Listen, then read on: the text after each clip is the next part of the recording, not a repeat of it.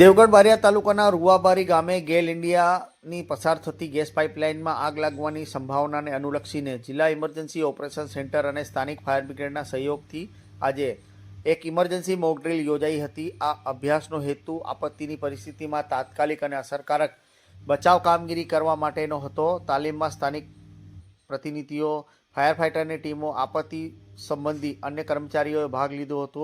તમામ સુરક્ષા નિયમોનું પાલન કરવામાં આવ્યું હતું. જિલ્લા ઇમરજન્સી ઓફિસરે જણાવ્યું હતું કે આવું તાલીમ અભ્યાસ વાસ્તવિકમાં દુર્ઘટનાના સમયે સમયસર પગલાં લેવા માટે ખૂબ જ ઉપયોગી નીવડે છે.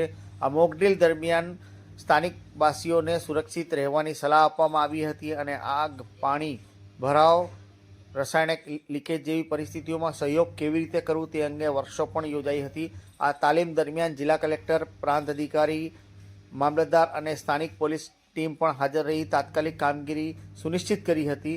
જિલ્લા ઇમરજન્સી ઓપરેશન સેન્ટરનું કહેવું છે કે આવી તાલીમો ભવિષ્યમાં અધિક વિસ્તાર અને નિયમિત રીતે યોજાશે. એટલે આમ કહી શકાય કે રૂવાબારી ગામેથી પસાર થતી ગેલ ઇન્ડિયાની પાઇપલાઇનમાં ઓચિંતી આગ લાગે તો તેવા સમયે ઇમરજન્સીમાં શું કરવું જોઈએ તે અંગે એક ઇમરજન્સી મોક ડ્રીલ આ રૂવાબારી ગામે યોજાઈ હતી.